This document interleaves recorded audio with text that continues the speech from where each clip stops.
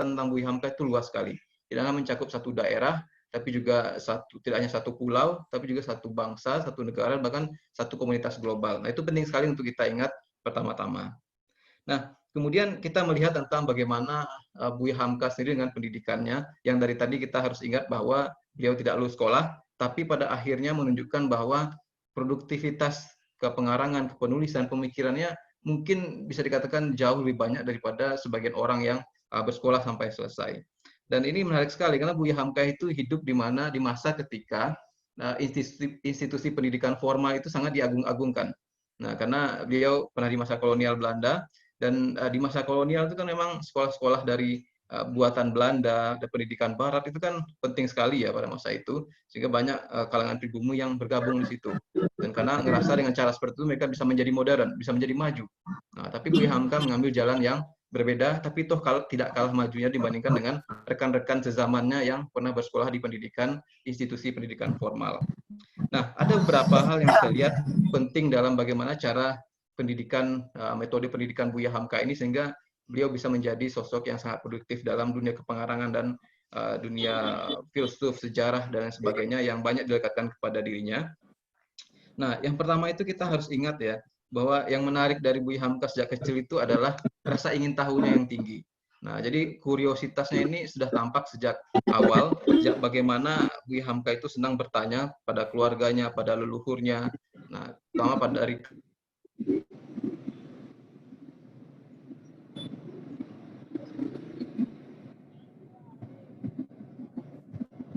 Maaf Pak Zara, sebentar Pak Zara, ini ada kesalahan teknis. Pencet Pak Zara itunya. Mic-nya. Ada. Silakan Pak Zara. Oke. Ya. Nah, jadi beberapa hal yang menarik tentang metode pendidikannya Buya Hamka sejak dari awal misalnya adalah, nah kalau dalam konteks sejarah itu adalah, kan kita kenal Buya Hamka sebagai seorang sejarawan ya, walaupun bukan secara akademik, tapi produktivitas buku-buku sejarahnya cukup banyak, walaupun banyak dikritik ya soal akurasi misalnya. Tapi yang jelas akar dari produktivitas Buya Hamka dalam bidang sejarah itu salah satunya yang pertama itu adalah keakrabannya dengan tradisi lisan. Nah, jadi kalau kita sekarang di kampus menyebutnya sebagai sejarah lisan ya. Jadi bagaimana Buya Hamka itu senang bertanya, senang mendengar dengan orang-orang tua, dengan para tetua kampung, dengan warga desa yang ada di sekitarnya. Kemudian menyerap informasi tentang itu, dan di masa depannya kemudian mentransformasikan pengetahuan itu digabungkan dengan pengetahuan lainnya untuk menjadi sebuah tulisan. Nah, misalnya tentang tulisan-tulisan buku beliau tentang ayahnya, yang ayahku itu kan sebenarnya salah satu metode penelitiannya yang dipakai adalah dengan mendapatkan informasi dari kakek-kakeknya, kemudian dari saudara-saudaranya yang sudah ada di kampung atau senior-seniornya yang lain yang ada di kampung, dan dari situ kemudian dapat informasi, kemudian diingat, dicatat, jadi nanti tahu silsilah leluhurnya dari siapa saja. Itu kan metode tradisi lisan di dunia di mana tradisi cetak pada masa itu belum terlalu banyak, sehingga lebih banyak dipakai tradisi lisan itu, mulai wawancara, percakapan, kemudian diingat dan dijadikan sebagai sebuah tulisan. Misalnya kita lihat contohnya ya, novel pertamanya Buya Hamka itu mungkin orang tahu dengan novel-novelnya lebih terkenal ya, kayak Tenggelamnya Kapal Van der Wijk, kemudian Di Bawah Lindungan Ka'bah, dan lain-lain. Tapi yang pertama yang muncul itu adalah Si Sabaria, yang ditulis dalam bahasa Minang dengan memakai aksara Jawi, atau di Sumatera Barat disebut sebagai Arab Melayu. Dan itu kan novel itu dibuat setelah Buya Hamka itu mendengarkan kasus skandal yang terjadi di desanya. Nah, kemudian diolah dan kemudian dijadikan sebagai sebuah cerita dalam bentuk tertulis. Nah, jadi dengan cara seperti itu Buya Hamka tidak hanya berhenti pada mendengar cerita, tapi cerita yang didengar itu kemudian diubah dalam bentuk tertulis, kemudian disebarluaskan kepada publik. Nah, seperti itu. Dan kemudian selain dari tradisi lisannya yang kuat tadi, ada hal lain yang juga penting dari kebiasaan atau dari metode pendidikan yang Buya Hamka itu, yakni ingatan Hamka yang kuat. Jadi ingatannya benar-benar kuat ya. Kalau kita lihat itu bagaimana Hamka itu bisa mengingat dengan detail nama tempat, nama tokoh, atau peristiwa yang terjadi, atau tahun-tahunnya. Dan itu dibiasakan dari masa ke masa, sehingga ketika menulis itu sangat cepat, sehingga bisa selesai tulisan dengan cepat. Nah, kadang-kadang ingatan itu tidak hanya dalam pikiran, tapi kemudian juga dituliskan. Nah, ada kisah ketika Buya Hamka ketika ingat sesuatu itu langsung nulis, termasuk dengan kertas apapun yang ada di sekitarnya. Jadi karena Hamka tampaknya menyadari ya kalau tidak segera ditulis maka apa yang ada itu kan segera hilang, maka harus segera ditulis dan kemudian ketika waktunya untuk dimunculkan dicari dan bisa ditulis menjadi sebuah tulisan. Cuman memang karena terlalu mengandalkan ingatan kadang-kadang muncul kritikan kepada tulisan-tulisan Hamka karena beberapa kata atau termasuk nama orang yang ditulis itu tidak akurat. Nah, jadi itu juga merupakan sebuah kekurangan dari seorang yang otodidak atau generalis ya. Jadi bisa ingat banyak hal, tapi kadang-kadang begitu masuk ke hal-hal kecil itu jadi kurang teliti. Nah, bagian lain juga menarik dari metode pembelajarannya Buya Hamka pada sama di masa mudanya itu adalah yang menarik yakni bagaimana Hamka menyadari arti penting dari teknologi. Nah, ini teknologi juga penting ya, karena kita sekarang ngomong soal merdeka belajar, revolusi 4.0. Nah, sebenarnya kalau untuk masa sekarang, mungkin kita bisa bilang bahwa surat kabar, majalah itu ketinggalan zaman. Tapi di masa Hamka hidup, di tahun 30-an sampai tahun-tahun 80-an itu yang namanya surat kabar, majalah itu merupakan teknologi terbaru di masa itu, teknologi percetakan. Karena kita ingat, sampai awal abad ke-20 di Indonesia itu orang masih kuat dengan tradisi lisan. Jadi lebih senang bercerita. Bahkan sekarang juga seperti itu ya, orang Indonesia itu kan sangat senang bercerita. Nah, tapi kemudian muncul gelombang yang namanya revolusi percetakan, awalnya di barat sampai ke kolonial di Hindia Belanda, yang awalnya diisi oleh orang-orang Belanda, orang-orang Eropa, orang-orang Indo, orang-orang Cina, dan baru kemudian orang-orang pribumi masuk di situ. Dan Hamka masuk menggunakan teknologi percetakan itu. Nah, jadi Hamka percaya bahwa yang namanya penyebaran pengetahuan soal agama, soal cerita, kisah-kisah novel, dan lain sebagainya. Nah, kalau di Sumatera Barat, di Minangkabau kan ada tuh yang tukang-tukang kaba. Itu kan secara lisan. Tapi kemudian begitu Hamka sampai di Medan, sampai di Jakarta, sampai di Makassar, Hamka kemudian mengadopsi yang namanya teknologi terbaru di zamannya, yakni teknologi percetakan. Nah, pada di masa itu, ada sebagian ulama atau tokoh agama yang menganggap bahwa percetakan itu sebenarnya sebagai musuh, sebagai lawan. Karena kemudian percetakan itu membuat otoritas ulama itu berkurang karena orang tidak perlu lagi ketemu dengan ulama secara langsung, tapi bisa membaca tulisan-tulisan yang ditulis oleh ulama tersebut. Nah, tapi bagi Hamka, Hamka percaya bahwa seharusnya umat Islam Indonesia salah satunya mengadopsi kemodernan atau modernitas adalah dengan menggunakan teknologi percetakan untuk menyebarkan pengetahuan tentang agama Islam.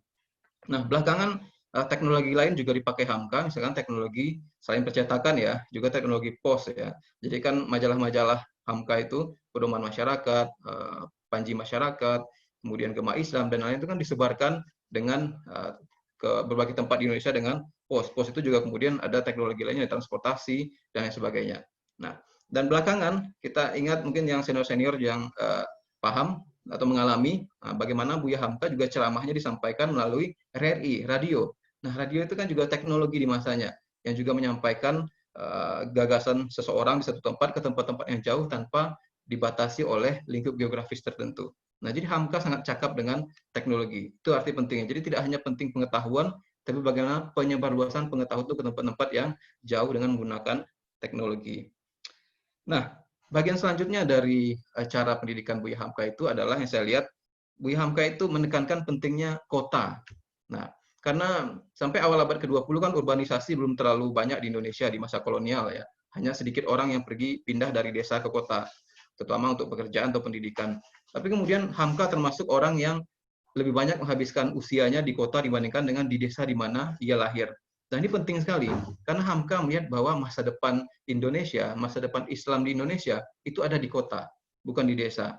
Nah, ini bisa kita lihat dari bagaimana Hamka itu justru produktifnya ketika berada di kota. Karena Hamka merasa di desa itu ada banyak tekanan secara sosial, nah, berbagai macam aturan adat Minangkabau yang Hamka rasakan sebagai penghambat bagi kemajuan bagi dirinya, sehingga dia memutuskan untuk pergi ke Medan, kemudian pindah ke Makassar, kemudian juga ada di Jakarta. Nah, jadi Hamka melihat di situ ada infrastruktur yang sangat membantu untuk menyebarluaskan pengetahuan yang Hamka sampaikan. Misalnya dengan adanya percetakan, dengan adanya kantor pos, dengan adanya sarana transportasi, dengan adanya audiens yang melek literasi, yang bisa baca tulis, itu sebuah kombinasi yang penting sekali yang membuat karya-karya Hamka itu bisa cepat diserap dibandingkan dengan bila Hamka ada di pedesaan. Nah, kita lihat ya kalau sejarah Buya Hamka itu awalnya memang lahir besar sampai masih anak-anak di Maninjau, tapi kemudian pindah ke Padang Panjang, kemudian juga sampai ke Medan, Makassar ketika menjadi konsul Muhammadiyah dan pada akhirnya berada di Jakarta di mana beliau menghabiskan paling banyak waktunya. Dan jangan lupa bahwa horizon pengetahuan Hamka itu tentang dunia itu tidak hanya berhenti di dunia Indonesia, tapi juga di dunia global. Karena tahun 50-an Buya Hamka juga pernah mengunjungi puluhan kota di Amerika Serikat, dan kemudian yang menarik adalah melihat di situ Hamka memang mengkritik banyak hal tentang gaya hidup bebas di Amerika, tapi juga Hamka menunjukkan apresiasinya terhadap berbagai macam perkembangan pengetahuan dan teknologi yang ada di kota-kota di Amerika, yang ia bayangkan juga akan menarik sekali dan penting sekali untuk diterapkan di Indonesia. Jadi Hamka melihat kemajuan itu, pemikiran atau teknologi itu ada di kota. Nah, itulah bagaimana Hamka kemudian lebih memilih untuk tinggal di kota-kota besar dibandingkan dengan di pedesaan. Dan kita lihat setting novel-novelnya juga ya, itu kan berkaitan dengan kota ya. Kalau kita lihat yang tenggelamnya kapal Panterwijk, kemudian di bawah lindungan Ka'bah itu kan kota-kota besar ya. Ada dari Makassar, kemudian dari Batavia, ada Bengkulunya, kemudian ada Semarang, ada Surabaya, tempat Zainuddin dan lain sebagainya. Karena Hamka membayangkan memang generasi baru Indonesia itu adalah yang terpelajar, yang berpendidikan, kemudian wawasannya nasional dan juga punya adaptasi yang kuat terhadap teknologi terbaru, baik transportasi maupun komunikasi.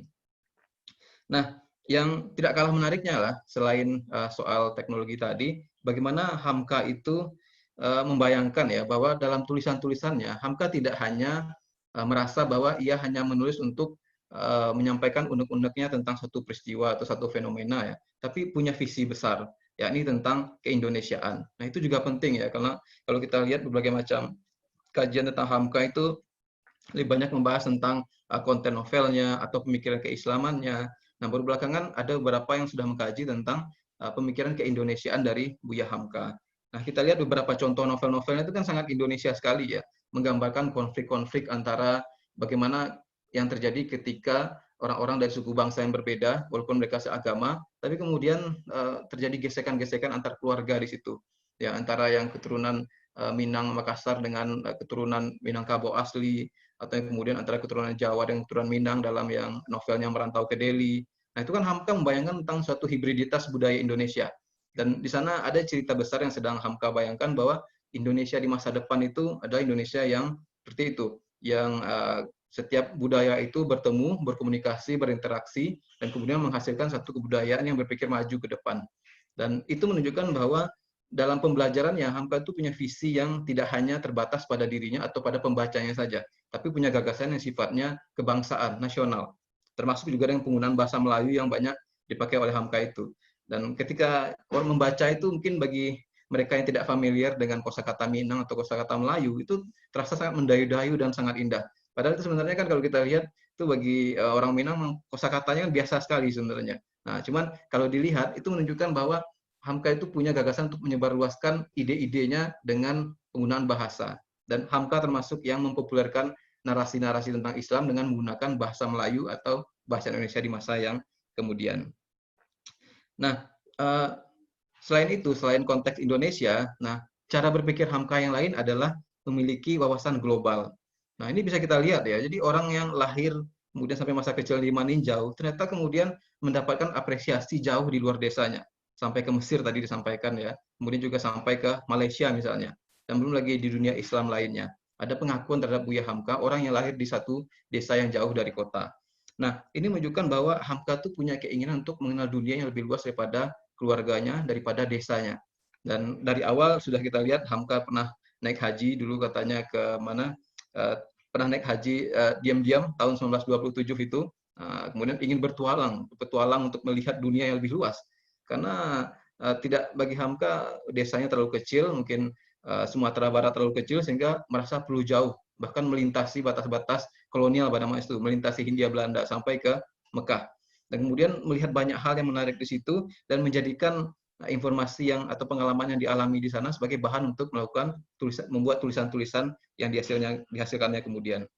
Dan yang tidak boleh kita lupakan adalah penguasaan bahasa Arabnya Hamka ya. Jadi ketika rekan-rekan seumurnya Hamka pada masa itu lebih senang atau terobsesi dengan bahasa Belanda untuk merasa atau untuk bisa menjadi maju, Hamka justru memilih bahasa Arab. Nah, ini kan menarik ya, karena bahasa Arab pada masa itu bukan bahasa yang dianggap sebagai bahasa barat yang membawa narasi tentang kemajuan, teknologi dan sebagainya. Tapi Hamka itu bisa belajar tentang Barat juga, tapi melalui bahasa Arab. Nah, itu menunjukkan bahwa penggunaan bahasa merupakan jembatan juga yang membuat Hamka itu sampai kepada gagasan yang ada di dunia Arab dan juga dunia Barat yang ditransformasikan melalui bahasa Arab dan sampai ke Hindia Belanda atau ke Indonesia. Dan itu menunjukkan bisa kita lihat dari novel-novelnya ya, itu kan banyak yang terinspirasi dari pengarang-pengarang Mesir. Nah, karena Hamka juga banyak membaca novel-novel dari Mesir, kemudian dapat ide dari situ, kemudian dituangkan dalam konteks Indonesia. Dan juga ketika menjadi wartawan, Hamka banyak sekali membaca koran-koran dari Timur Tengah, dari Mesir terutama, kemudian diterjemahkan, disampaikan ke Indonesia. Nah, jadi Hamka menjadi penghubung ya antara dunia Arab, dunia Barat kepada umat Islam Indonesia melalui perantaraan bahasa Arab yang dikuasainya. Dan dengan seperti itu bisa kita katakan beberapa metode pendidikan yang dilakukan Buya Hamka walaupun tidak sampai ke lembaga pendidikan formal, tidak sampai selesai, itu menunjukkan Hamka punya kemerdekaan, punya independensi dalam memilih seperti apa metode pembelajaran yang ingin ia jalani. Walaupun tidak masuk ke dalam lembaga pendidikan formal, tapi Hamka punya visi besar. Apa yang ingin dia lakukan, apa yang ingin dia produksi, jadi cita-cita seperti apa yang ingin dia wujudkan untuk Indonesia dan untuk Islam di Indonesia. Nah, jadi sedikit menyimpulkan dari apa yang saya sampaikan tadi, jadi gagasan-gagasan tentang kemerdekaan belajar atau tentang otodidaknya Hamka, nah itu terefleksi dari biografinya Hamka sebenarnya. Nah, bisa kita lihat sejak awal Buya Hamka itu pertama belajar di dunia nyata, jadi pergi ke Padang Panjang, kemudian nonton bioskop, nonton pertandingan bola, datang, tetapi juga banyak membaca buku di perpustakaannya Zainaro itu, dan kemudian juga melihat dan mendengar bagaimana ayahnya berceramah, dan kemudian pergi ke Mekah dan tempat-tempat lain, itu kan belajar dari dunia nyata, mengembara kalau masa dahulu untuk mendapatkan pengetahuan.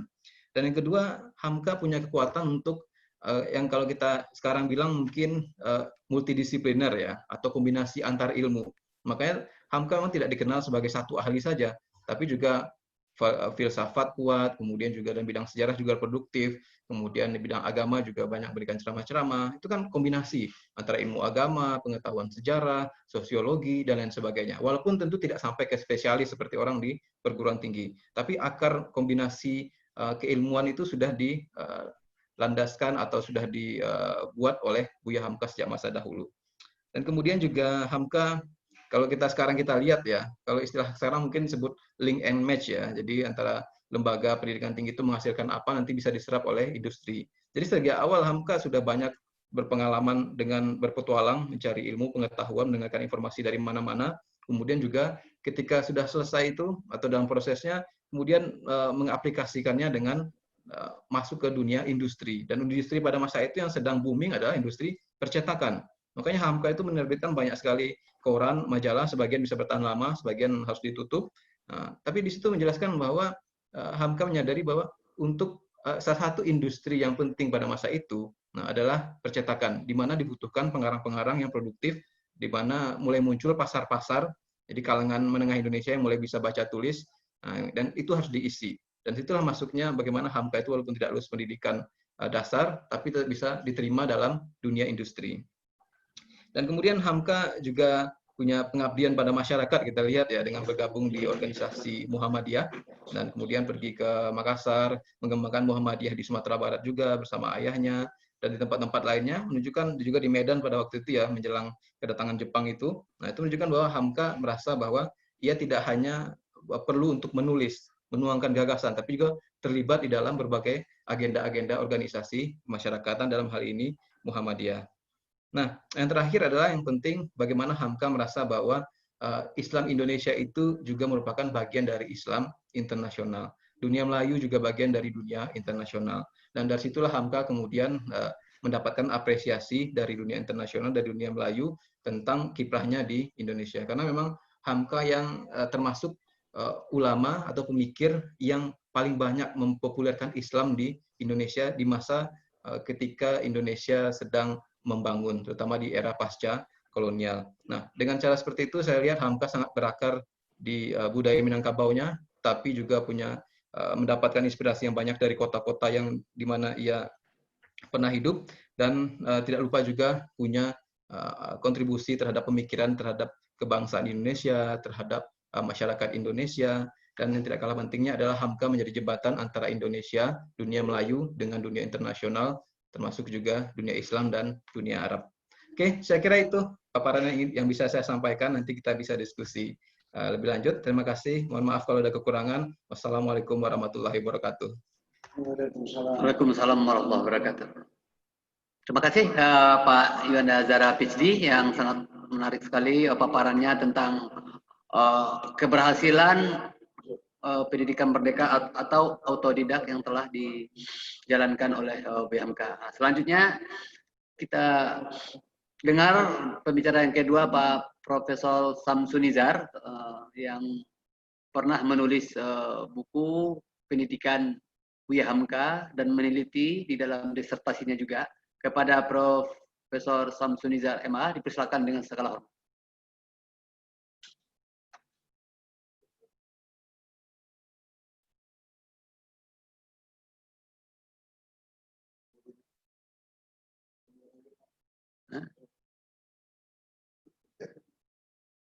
Gimana Pak Prof Samsul?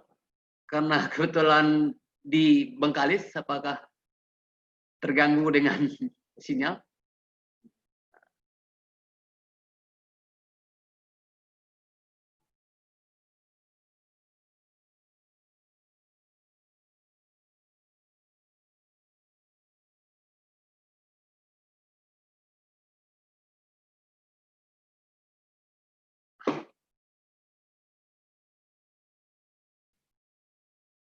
Halo, Prof Samsul? Atau menyusul saja nanti untuk presentasi yang ketiga?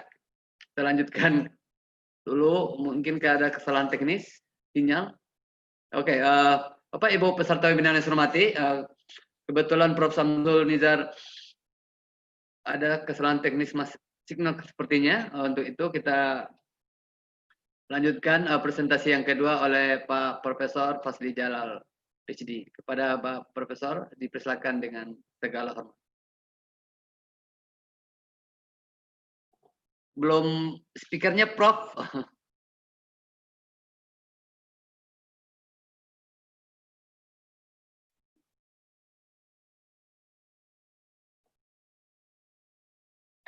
Halo Pak Prof Fasli. Speakernya belum di.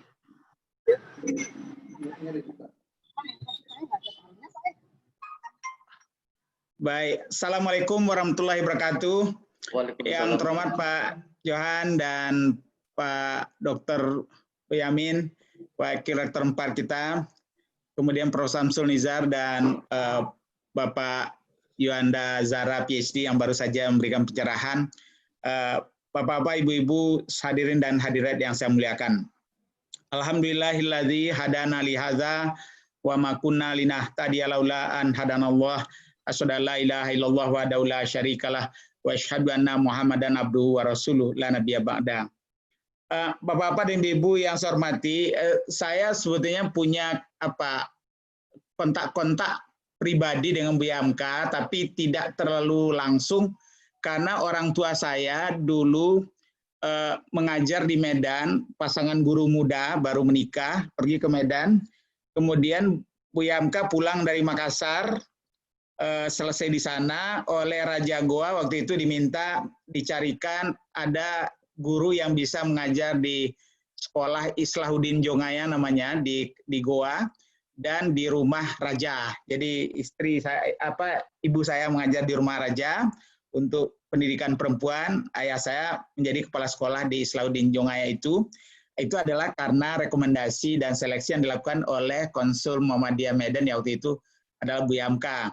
Kemudian tahun 65-66 kami sekeluarga di Solo, ayah menjadi ketua Muhammadiyah Solo, ibu menjadi ketua Aisyah Solo, punya mendampingi sekolah Muhammadiyah. Dan Buya Hamka 2 kali berkunjung ke sekolah itu dalam tahun yang berbeda, dan saya melihat sendiri bagaimana humble-nya, bagaimana pancaran wajahnya ya dengan segala auranya itu memang luar biasa lah ya, dan kata-katanya itu ya kita tunggu keluar dan dan menyejukkan untuk kita, tapi juga menggetarkan juga ya sebagai seorang sastrawan ya. Hari ini saya akan mencoba sederhana saja karena saya memang bukan ahli di bidang pendidikan Islam, bukan ahli juga di bidang apa yang dijalani oleh Buya Hamka, tapi saya ingin berbagi aja dan sebetulnya lebih banyak. Tadi banyak belajar dari Pak Chandra tadi. Jadi kalau kita lihat, saya lanjut aja kepada apa kira-kira yang disampaikan oleh Buya Hamka, bahwa pertama memang beliau ini adalah seorang yang dari awal sudah sangat cerdas, sehingga kalau sekolah-sekolah mengajarkan hafalan, tidak memberikan kesempatan pada dia untuk mengeksplorasi, itu akan terjadi penolakan. Dan ya, padahal sekolah-sekolah kita waktu itu memang padat dengan hafalan. Nah, kecanggihan dia ini sudah dimulai sejak prasekolah, karena di Minang tuh orang tinggal di rumah gadang. Kadang-kadang rumah gadang itu berpindah ke rumah di sekitar rumah gadang, tapi konsep rumah bersama itu ada, sehingga yang merawat anak-anak itu adalah orang sesuku, separui ya. Jadi tidak hanya ibu bapak saja, juga nenek, kakek, tante, paman, sepupu, semua bahu-membahu, dan itu memberikan modal prasekolah yang cukup kuat. Padahal kita tahu fondasi pendidikan itu adalah di PAUD, di pendidikan anak usia dini, dan Buya Hamka mendapatkan semua, dan juga termasuk pendidikan agama yang holistik lah gitu ya.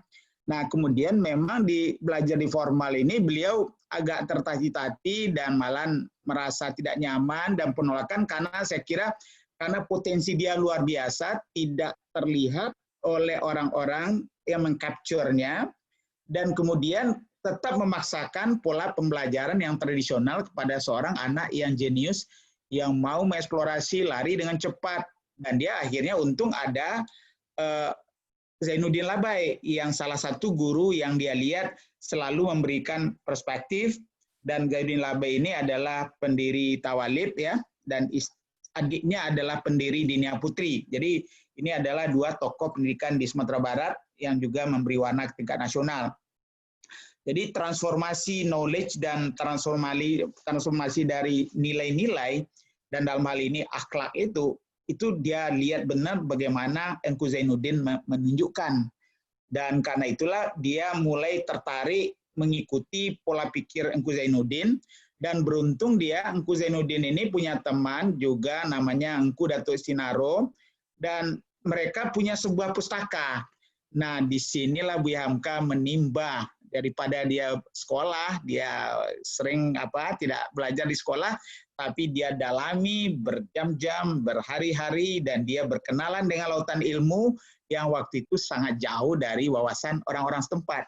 Jadi dia pada umur-umur muda itu sudah berkenalan dengan pikiran Plato, Pitagoras, dan lain-lain melalui bacaan yang kebetulan pustaka yang dimiliki oleh kedua tokoh ini yang disebut dengan tadi pustaka Zinaro tadi adalah ladang di mana dia melihat, menjadi jendela dia untuk ke dunia dimanapun. Sehingga dia mulai berpikir-pikir, mulai punya mimpi, mulai punya keinginan, dan tahu bagaimana perbandingan-perbandingan di dunia ini. Jadi lokasi yang sempit tadi, pembelajaran yang penuh dengan hafalan tadi, udah jauh ditinggalkannya, dan dia sudah melalang buana kemana-mana. Dan ini tentu kalau kita lihat dengan modal dia belajar otodidak itu, maka sebetulnya dia sudah punya cara-cara yang didapat dari bacaan-bacaan yang dari yang sederhana sampai yang berat. Jadi dia sudah melangkahkan keilmuan itu secara baik, walaupun tidak di ruang-ruang kelas atau di sekolah. Nah, yang keempat, dia juga adalah orang-orang yang beruntung karena iparnya adalah tokoh berada di Jawa, ya kan? Dan kemudian tokohnya ini punya jaringan terhadap berbagai tokoh-tokoh nasional. Maka Buya Hamka mendapatkan kenikmatan benar. Dia mendapat mentor, dia mendapat coaching, coach ya, dan dua kekuatan yang sekarang dielu-elukan orang kalau mendidik lebih baik pakai pola mentoring atau coaching ya, tergantung kompetensi apa yang mau kita berikan. Nah, Buya Hamka mendapati dua-dua itu. Dan saya kira tidak banyak orang yang mendapat basis PAUD yang kuat, Kemudian walaupun tertatih karena dia dipaksa di belajar formal yang banyak hafalan, tapi dia punya jalur untuk mengeksplorasi karena ada pustaka yang dasar, buku apa aja dia bisa baca dan dia melalang buana, dan kemudian dia mulai tidak puas dan kemudian mencari tokoh-tokoh sebagai orang yang menjadi sumber dari berbagai hal, baik pengetahuan maupun akhlak dan juga keteladanan ya. Nah, karena itulah saya kira itulah yang membuat Buya Hamka menjadi sangat unik. Dia multi talenta, dia melihat jauh ke depan, dia pandai memilih posisi mana yang dia akan jejakkan kakinya, dan di tempat-tempat yang dia pilih itu dia biasanya berhasil dengan menunjukkan karya yang prima. Karena itu inilah yang membuat orang terheran-heran waktu membaca berbagai karya-karya Buya Hamka dalam berbagai aspek, itu ternyata di bidang-bidang yang dia geluti itu dia mencorong, dan karena itu saya kira tidak aneh kalau Al-Azhar memberikan doktor kehormatan pada beliau. Karena memang ya kata Prof. Zumardi, ya bukan dia yang kata Ustadz Abdul Somad kalau nggak salah, bukan dia yang belajar lama-lama minta ijazah di Al-Azhar, tapi Al-Azhar yang datang mencari dia karena membaca tulisan-tulisan dia dan mengenal kiprah beliau dan diantarkan ijazah itu, dan itu kan luar biasa terhadap seorang Indonesia yang diakui oleh sebuah lembaga yang sangat kuat itu. Nah, dalam relevansinya dengan kekinian, Buya Hamka juga mengatakan bahwa menurut dia pendidikan itu harus dipastikan dulu tujuan pendidikannya, kurikulumnya, pendidiknya, materinya, baru peserta didik. Nah, menurut beliau, kalau kita bicara tujuan pendidikan Islam secara umum, menurut Hamka memiliki dua dimensi yang fundamental, yaitu untuk mencapai kebahagiaan di dunia dan di akhirat. Nah, karena itulah kedua hal itu harus sejalan di dunia dan di akhirat. Karena itulah kita harus berupaya memaksimalkan segala potensi yang dimiliki oleh peserta didik ini agar dia bisa memaksimalkan dalam berbagai hal, beribadah dengan sebaik-baiknya, karena esensi beribadah bukan hanya pada orientasi akhirat, bukan hanya hablum minallah saja, tapi juga hablum minannasnya. Namun pada akhirnya segala proses pendidikan yang dilaksanakan dan dirasakan oleh peserta didik, ya tetap bertujuan menjadikan peserta didik sebagai abdi Allah yang baik. Itulah terminalnya. Nah, dalam sistem pendidikan kita, dikatakan fungsinya adalah mengembangkan kemampuan dan membentuk watak serta prabangsa bangsa yang bermartabat dalam rangka mencerdaskan kehidupan bangsa. Ini makronya cocok dengan Buya Hamka, tapi lebih cocok adalah waktu kita bicara mikronya, yaitu untuk berkembangnya tujuan pendidikan ini adalah untuk berkembangnya potensi peserta didik agar menjadi manusia yang beriman dan bertakwa pada Tuhan Yang Maha Esa, itu yang diminta oleh Buya Hamka berkali-kali, berakhlak mulia, tegas-tegas, baru sehabis itu sehat, berilmu, cakap, kreatif, mandiri, dan menjadi warga negara yang demokratis dan bertanggung jawab. Nah, karena itu Buya Hamka juga mengatakan, kalau kita mau melakukan pendidikan, pastikan benar dulu tujuannya itu adalah memperkokoh keimanan, ketakwaan, akhlak. Ini adalah basis, dan alhamdulillah di undang-undang sisdiknas kita itu sudah terpatok dengan baik. Nah, bagaimana dengan kurikulum? Kalau kurikulum menurut Buya Hamka adalah yang sangat penting dalam pendidikan Islam, karena keberadaan kurikulum ini juga berkaitan dengan keberadaan lingkungan atau adat atau struktur sosial termasuk kebijakan politik negara itu.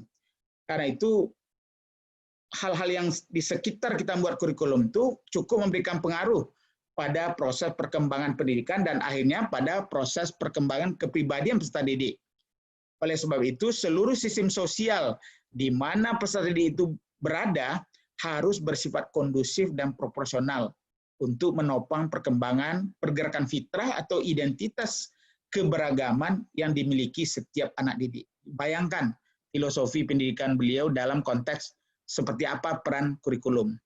Kemudian beliau mengatakan masyarakat maupun negara semestinya melihat adat atau lingkungan eksternal di mana pendidikan terjadi dan kebijakan pemerintah sebagai sesuatu yang tidak kaku. Nah, ini sekaitan dengan kemerdekaan belajar.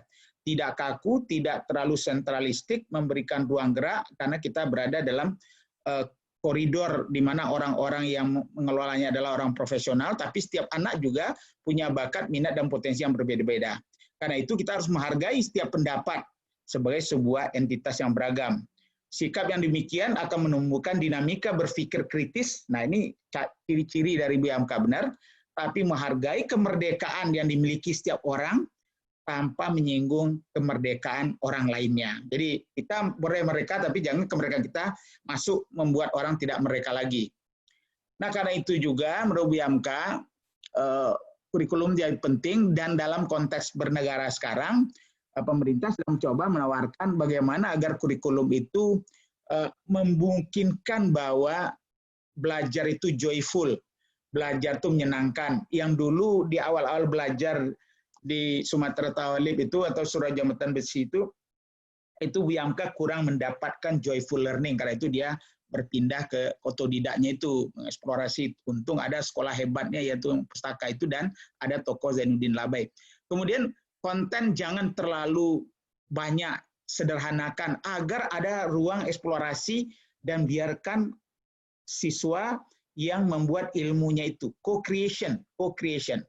Jadi mereka yang membangun ilmu apa yang dia perlukan karena dia melihat masa depannya, dan dia tinggal lagi difasilitasi oleh sumber-sumber belajar, difasilitasi oleh guru, dan seterusnya.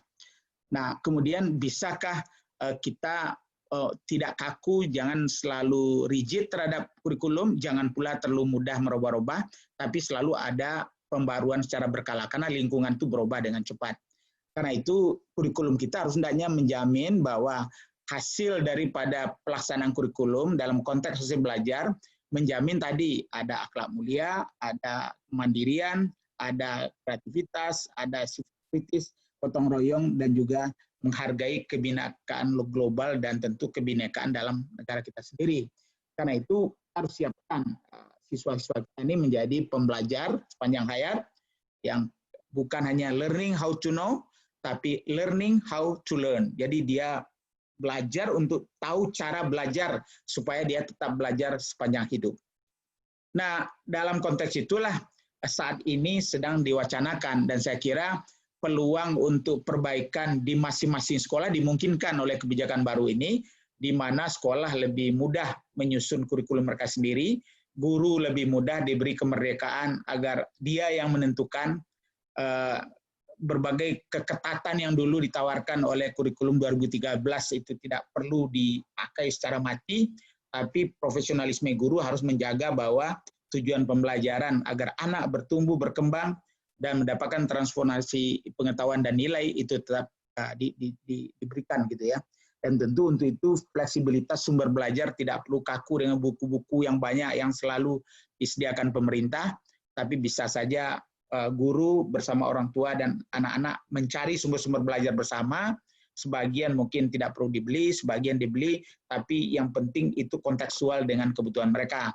Dan tentu di sini alokasi waktu yang kalau sekarang atau sebelum ini sangat kaku sama di seluruh Indonesia, nah harusnya dimungkinkan daerah-daerah yang mungkin mau menambah ilmu pertaniannya, jadi mungkin biologi dia tambah karena di sana setting pertanian, silakan di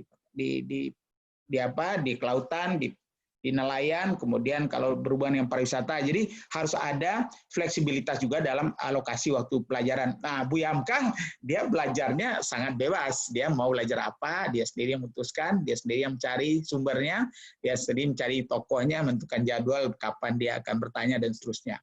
Jadi karena itu saya kira kita diajarlah oleh Bu Hamka. Dan dalam konteks pendidik, tentu kita berharap di tengah masyarakat, menurut Bu Hamka, pendidik itu bukan hanya dituntut untuk memiliki ilmu yang luas, namun hendaknya merupakan seorang yang beriman, berakhlak mulia, dan sungguh-sungguh melaksanakan tugasnya sebagai bagian dari amanat yang diberikan Allah kepadanya, dan mesti dilaksanakan secara baik. Karena itu eksistensi pendidik bukan hanya sekedar melakukan proses transformasi sejumlah informasi ilmu pengetahuan, tapi lebih dari itu adalah berupaya membentuk karakter atau kepribadian peserta didik sesuai dengan nilai-nilai ajaran Islam. Dan karena itu Bu Hamka mengklasifikasikan pendidik dalam 3 unsur, yaitu bisa dari orang tua, tapi juga pendidik adalah orang tua, dia pendidik pasti guru dan dia juga menjadi bagian dari masyarakat ya.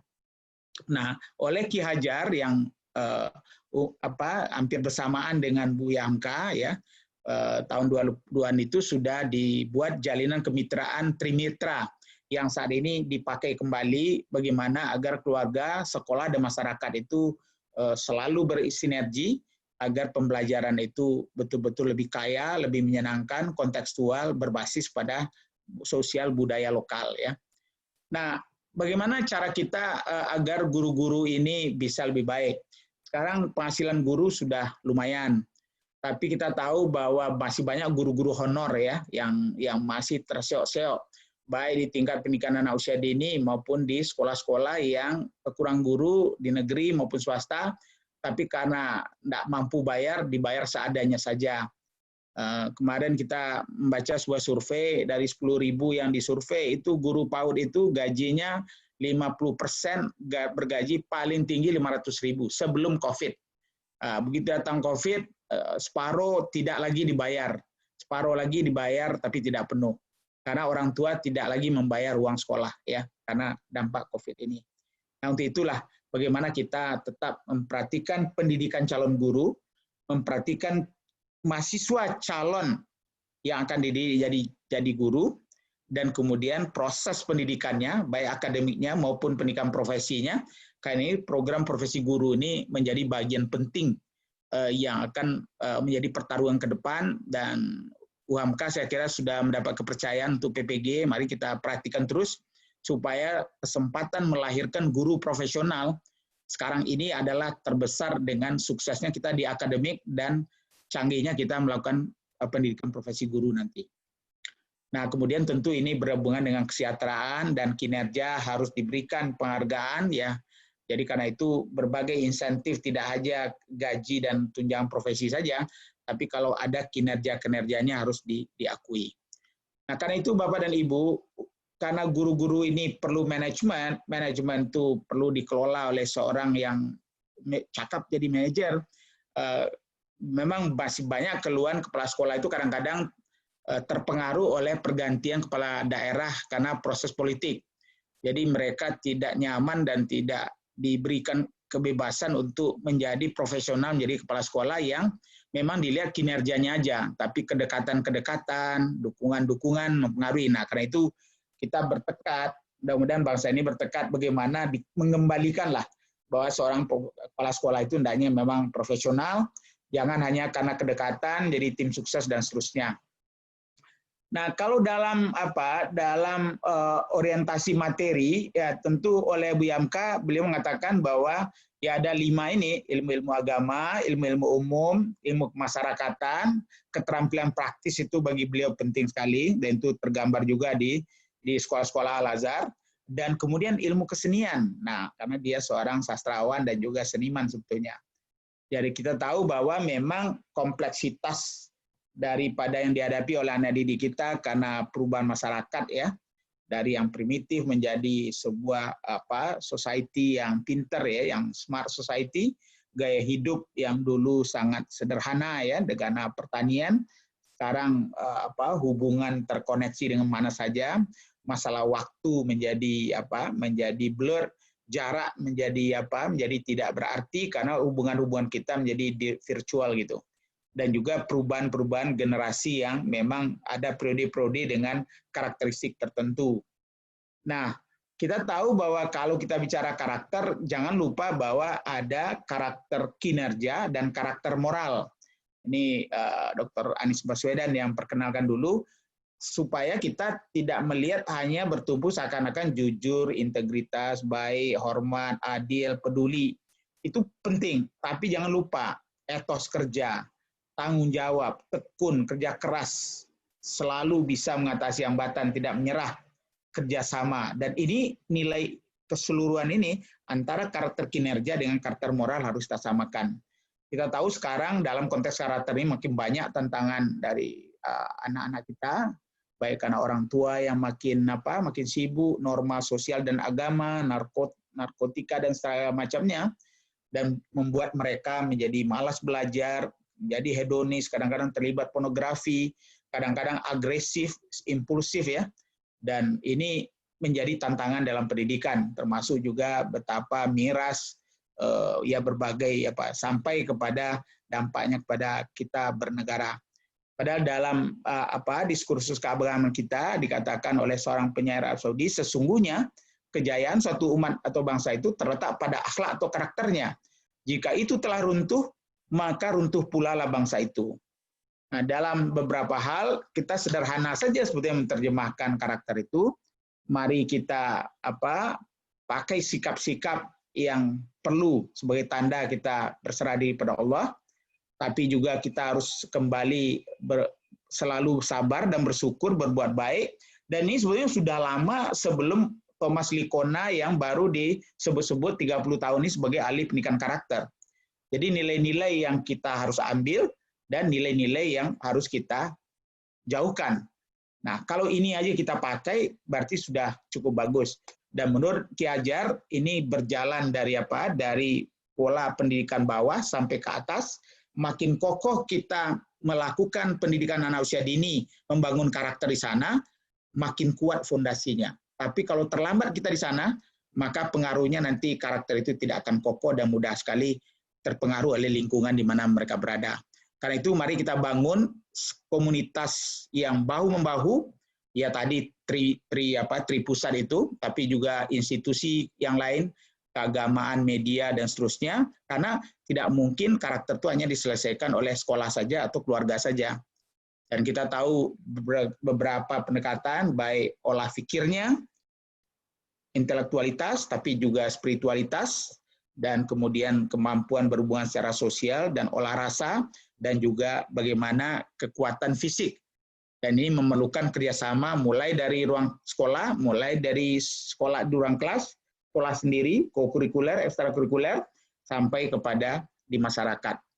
Nah, Bapak dan Ibu, menurut Bu Yamka, anak didik harus berusaha semaksimal mungkin untuk mengembangkan potensi dan anugerah yang dimilikinya, dan dengan itu dia perlu memiliki seperangkat ilmu pengetahuan sesuai dengan nilai-nilai kemanusiaan yang telah diserahkan. Nah, bagian terakhir, ini kita masih punya tantangan bahwa kita sudah bagus akses kita di SD, di SMP, mulai membaik di SMA, tapi kita masih punya tingkat partisipasi yang masih rendah di PAUD dan di pendidikan tinggi. Jadi akses kita, kalau kita lihat bandingkan dengan beberapa negara, untuk 3 itu kita sudah oke, ya, SD, SMP, SMA, tapi di tingkat PAUD dan pendidikan tinggi kita masih di bawah.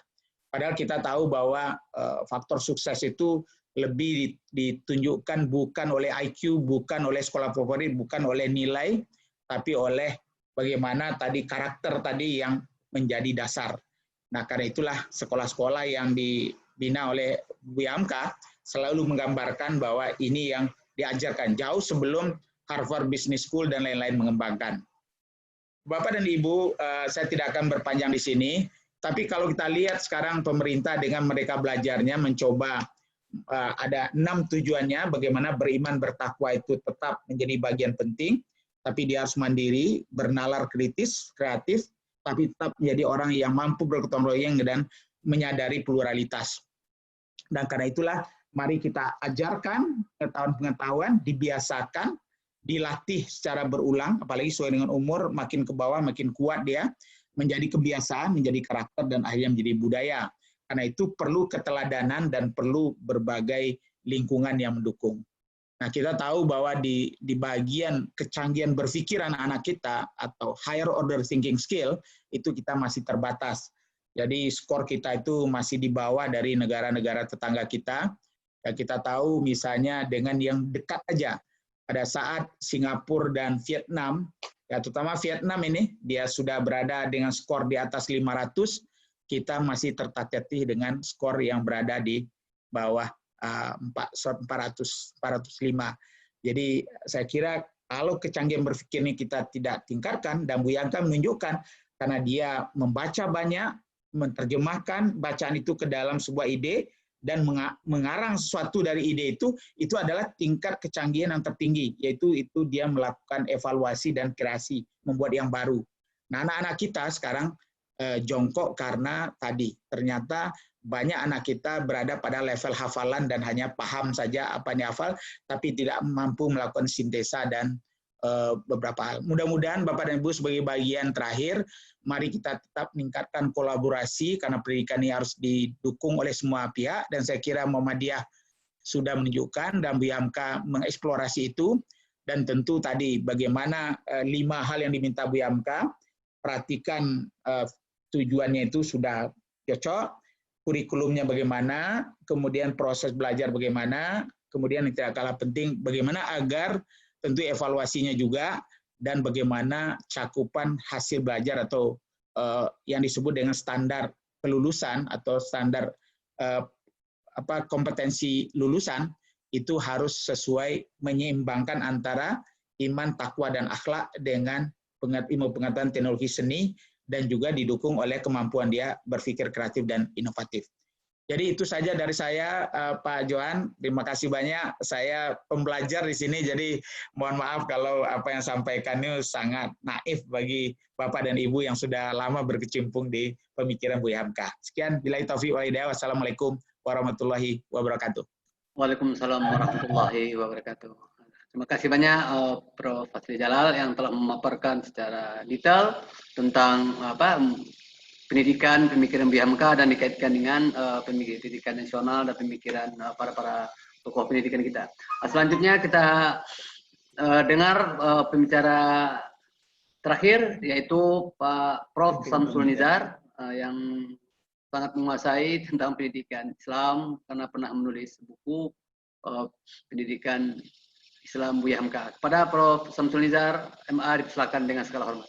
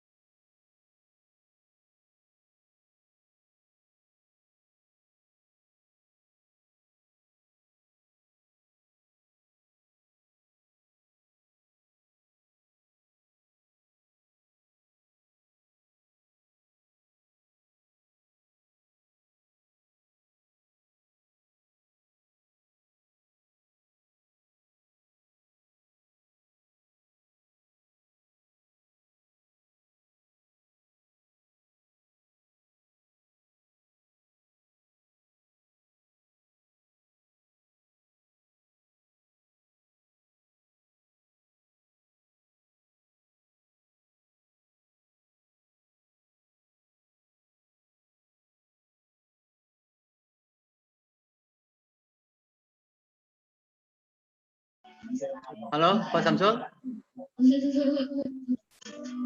Pak Samsul, udah boleh masuk nggak? Tolong. Baik. Oke. Silakan Pak Samsul. Baik, Assalamualaikum warahmatullahi wabarakatuh. Alhamdulillah wa syukurillah bi ni'matillah wa la haula wa la quwwata illa billah. La ilaha illallah Muhammadur rasulullah nabiyya ba'da wa shalli ala Muhammad bin Abdillah. Pak Johan yang saya hormati sebagai pemantik moderator pada hari ini, Pak Bunyamin, kemudian Datuk Fadzli Jalal, dan Yuanda Zara, serta yang berhadir. Saya sebetulnya terlalu kerdil untuk membicarakan sosok besar sehebat Buya Hamka. Saya hanya sedikit sedebu dari pemikiran Hamka yang mampu saya tangkap. Saya melukiskan Buya Hamka dalam sebuah syair, orang berilmu memiliki harga diri, berkarya tanpa henti, merdeka tanpa intimidasi, tetap santun dengan akhlak terpuji. Itulah Buya Hamka. Meskipun istilah belajar itu belakangan muncul menyeruak, mungkin karena ini momen yang pas, lalu kemudian ia tampil seperti sesuatu yang wah. Seperti yang dikatakan oleh pendahulu pembicara tadi, bahwa ternyata apa yang disebut dengan merdeka belajar atau istilah lain adalah pembebasan, pendidikan pembebasan, ternyata sesuatu yang tidak wah. Maka ketika kita melihat dari konteks sejarah, kita akan tahu bahwa ternyata kita ini terlalu kecil, tidak ada sesuatu yang ingin kita katakan adalah sesuatu yang baru, karena orang yang sebelum kita ternyata sudah banyak membicarakan hal yang kita anggap itu adalah baru. Tapi ketika kita tidak mengetahui dan tidak belajar dengan sejarah dahulu, kita menganggap paling hebat sendiri.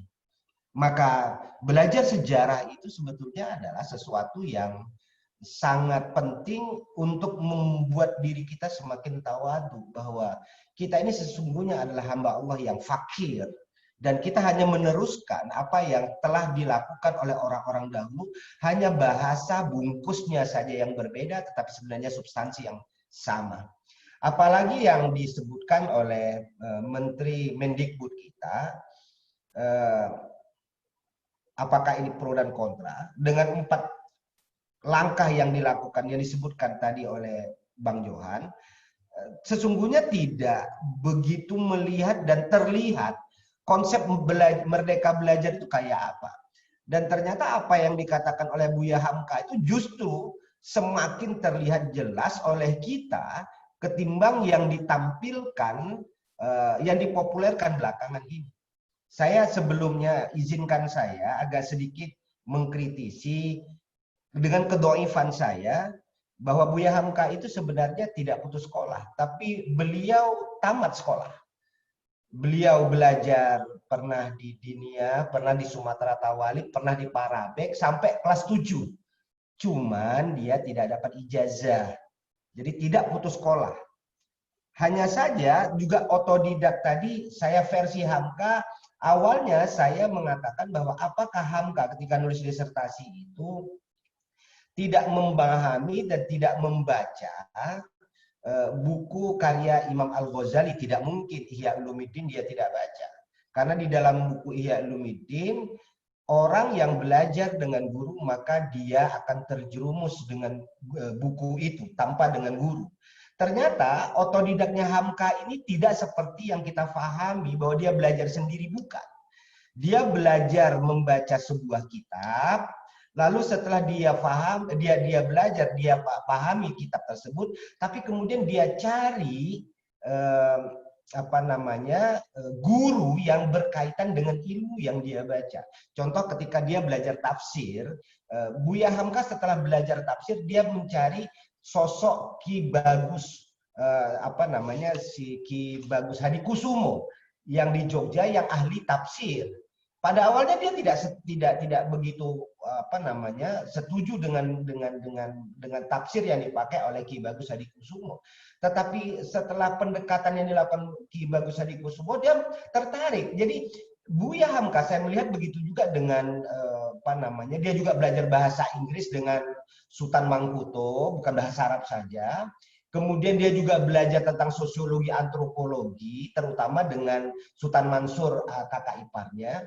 Jadi dia setelah belajar sebuah kitab, itu versi otodidaknya Buya Hamka, tapi dia cari guru untuk minta penjelasan terhadap kitab yang dibacanya.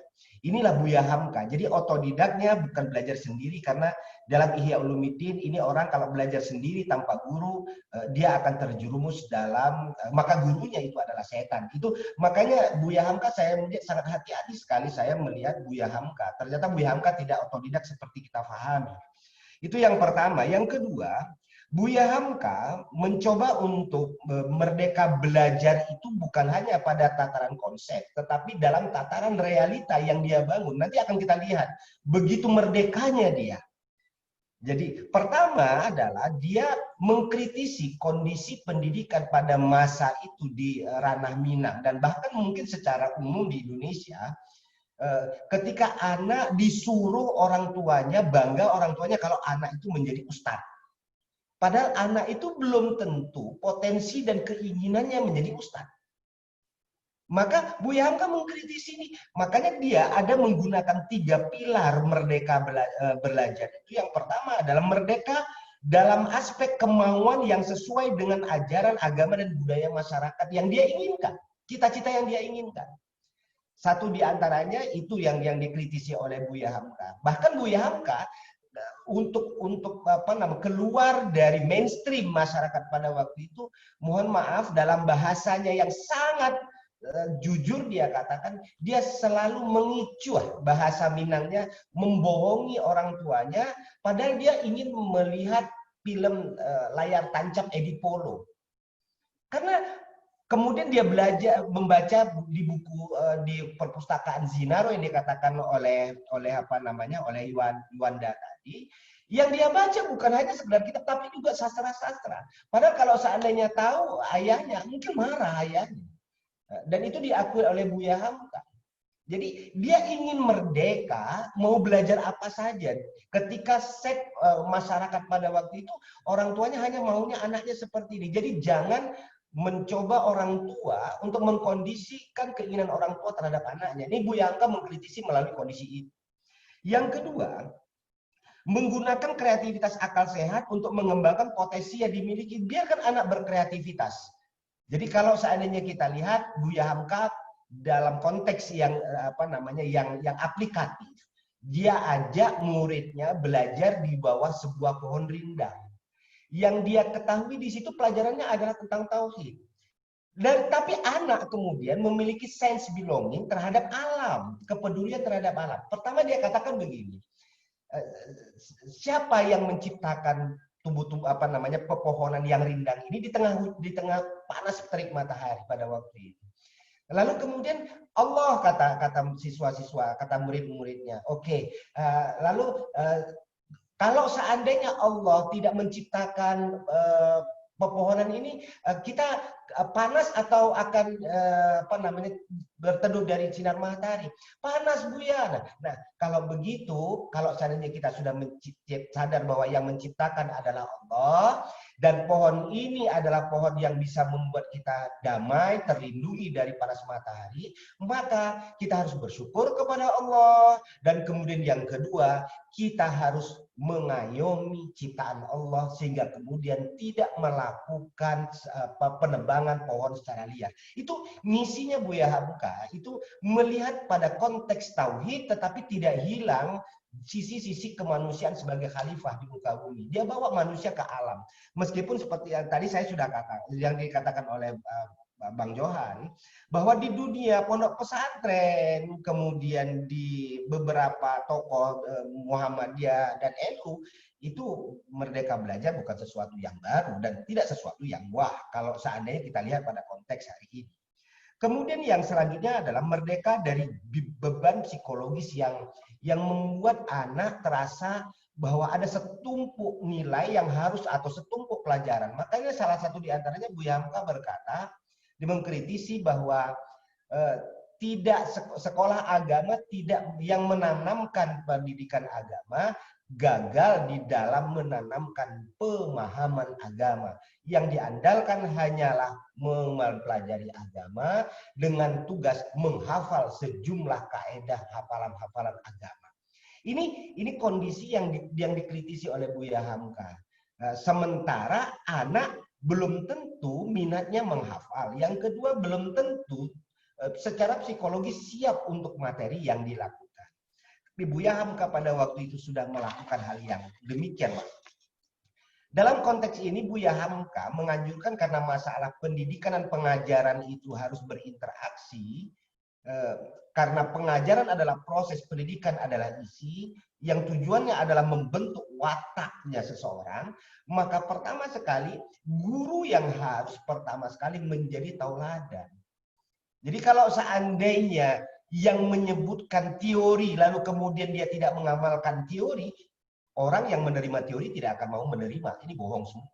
Tetapi Buya Hamka dengan kesantunan bahasanya, dia sesuaikan metode pengajaran dan pendekatannya sesuai dengan perkembangan psikologi anak, sehingga tidak heran pada waktu dia mengajarkan dalam tanda petik Muhammadiyah di luar Pulau Jawa, itu dianggap dalam tanda petik tidak diterima. Tetapi dengan caranya Buya Hamka yang santun, pendekatannya yang luar biasa, dengan retorikanya yang bisa diterima, akhirnya menarik simpatik dari banyak kalangan. Karena Buya Hamka itu tidak mencoba mendekati wilayah-wilayah yang yang khilafiyah. Coba kita lihat umpamanya Buya Hamka begitu merdekanya dia ketika di Bukit Tinggi, ketika dia menjadi imam, bismillahnya dijaharkan. Padahal di Sumatera Barat, di Minangkabau pada waktu itu, bismillah disirkan. Tapi jamaah diam saja karena orang sekapasitas Buya Hamka. Kemudian ketika di Jawa Timur, Buya Hamka kemudian mensirkan karena padahal basis NU di Jawa Timur, tapi masyarakat juga diam. Ternyata ketika ditanya oleh salah seorang muridnya, dia katakan bahwa aku ingin mengatakan bahwa yang pakai bismillah itu juga sah, yang kepada NU yang pakai sir dilakukan oleh orang Muhammadiyah juga sah. Jadi begitu santunnya dan merdekanya Buya Hamka dengan tidak menimbulkan konflik. Karena begitulah watak kepribadian Buya Hamka. Oleh karena itu, pada dasarnya belajar merdeka itu adalah menitik beratkan pada pembelajaran kritis, berkualitas, cepat, transformatif, efektif, aplikatif, variatif, progresif, aktual, dan faktual. Serta tidak membebani anak yang di luar kemampuan anak dengan daya hafalan. Mungkin anak yang punya hafalan bagus, mereka diberikan materi hafalan, yang tidak memberikan dia tidak memiliki kekuatan hafalan, mungkin tidak diberikan dengan hafalan. Oleh karena itu, Buya Hamka mengatakan bahwa agar sosok murid itu menyenangkan, sosok guru itu menyenangkan, murid itu bisa merdeka belajar, maka guru harus hormati murid sebagai manusia yang dinamis. Dengan memberikan kemerdekaan berpikir, berkreasi, berpendapat, menemukan berbagai kesimpulan, memberikan ilmu sesuai dengan kondisi dan murid, tempat, kemampuan intelektual, dan perkembangan jiwanya. Nah, ini yang harus dibangun oleh seorang guru. Dan saya tidak terlalu banyak, nanti mungkin kita akan bisa diskusi. Nah, aktivitas kemerdekaan belajar Buya Hamka ini bisa kita lihat secara nyata. Di antaranya yang pertama, seperti saya katakan tadi, membawa anak belajar di bawah pohon rindang, bisa cinta dengan alam. Kemudian memunculkan konsep kurikulum integral, 100% agama, 100% umum, bagaikan air kopi, di dalamnya ada kopi, ada air, kemudian ada gula. Tapi begitu meramu dalam satu kesatuan, di dalam agama, di dalam tafsir, berbicara tentang kimia, di dalam kimia, orang berbicara tentang tauhid. Nah, ini yang harusnya meramu dalam sebuah integrasi ilmu pengetahuan.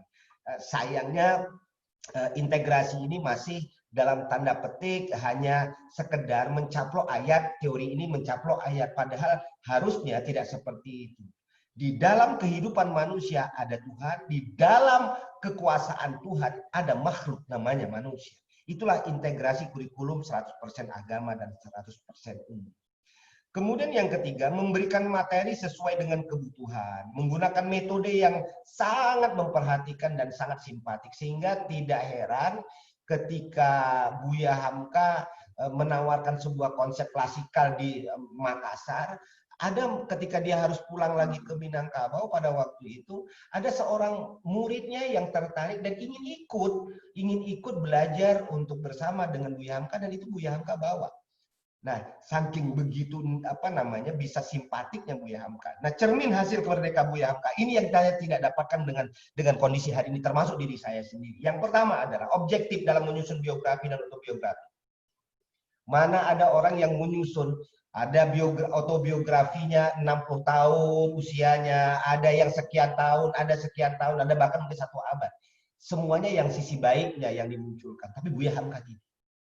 Karena dia ingin merdeka dia bahwa inilah saya manusia. Ada kadang-kadang dia bicara yang negatif, ada kadang-kadang yang dia lakukan positif. Contoh umpamanya kalau kita lihat dari kenang-kenangan hidup saya, mohon maaf, Buya Hamka pernah terjun dia main mandi-mandi kayak anak pada zaman itu di Maninjau. Kalau kayak kita kan nggak bisa. Dan kemudian dia katakan bahwa dia pernah kena penyakit yang namanya penyakit cacar, sehingga mukanya agak sedikit ada bekas cacar, capuk-capuk dalam bahasa Melayu.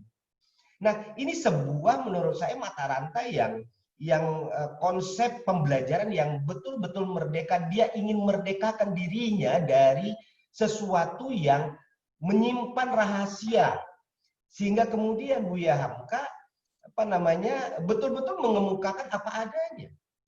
dia ya apa namanya, dia katakan dia pernah dimarahi oleh bapaknya, bahkan bapaknya sendiri dia kritisi karena adat Minangkabau dikritisi pada sisi tertentu, diantaranya setiap datuk harus kawin lebih dari satu, yang kemudian menjadi persoalan perceraian orang tuanya. Ini yang menurut saya yang tidak dimiliki, dan saya melihat kebanyakan autobiografi yang ditulis oleh si penulis semuanya itu pada sisi positif, sementara Buya Hamka melihat dirinya apa adanya. Yang kedua, ada berilmu dengan guru, membebaskan dirinya tetapi terjaga akhlaknya. Ini kadang-kadang kalau seandainya kita melihat umpamanya ada berilmu kita dengan yang tua tidak didahulukan, dengan guru tidak kita hormati, apalagi kalau seandainya kita melihat hari ini ada paham umpamanya paham instrumentalism, itu mantan guru saya, itu mantan itu kan kalau seandainya bahasanya itu bahasa sampah, bahasa yang orang yang sudah tidak dipakai lagi. Padahal Buya Hamka ingin mengatakan sesuai dengan apa yang dikatakan oleh Imam Al-Ghazali, ada 3 orang tua yang tidak bisa putus hubungannya dengan seorang hamba Allah. Yang pertama orang tua yang melahirkan pasangan kita, dan kemudian orang yang membuat kita tahu. Dan Buya Hamka begitu, adab taklim muta'alimnya yang tetap terjaga. Yang ketiga, kata dan amal itu berkorelasi dalam kehidupan nyata. Buya Hamka kalau seandainya kita lihat, sayangnya saya tidak bisa bertemu dengan Buya Hamka karena beliau sudah meninggal terlebih dahulu. Semoga Allah lapangkan kuburnya. Saya wawancara ketika di masjid